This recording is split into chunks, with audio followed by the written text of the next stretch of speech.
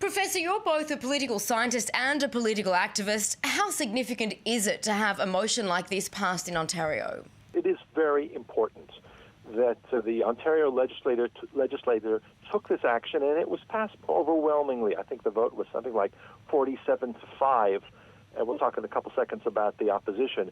But there was a mixture of both the party that's in power and the major opposition, the Progressive Conservatives and the Liberals, joined together on this.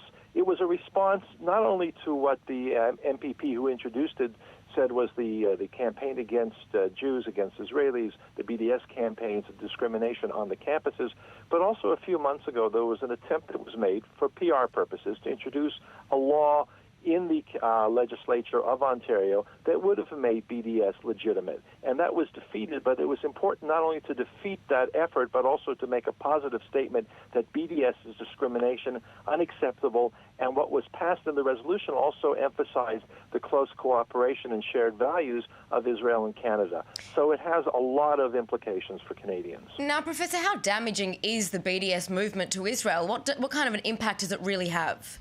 It's more damaging, BDS is more damaging to Jews and Israel supporters outside of Israel than, in fact, it is to Israelis in most cases. There's no real economic impact of BDS. It has certainly over 5 or 6 years, it has not had significant impact, if any at all.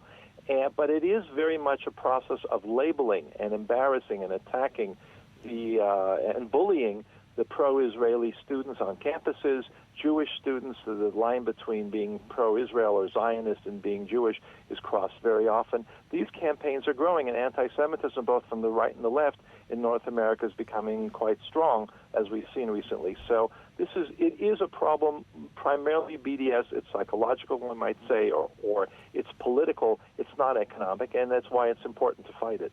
Professor Gerald Steinberg from Barrowline University, thank you for weighing in.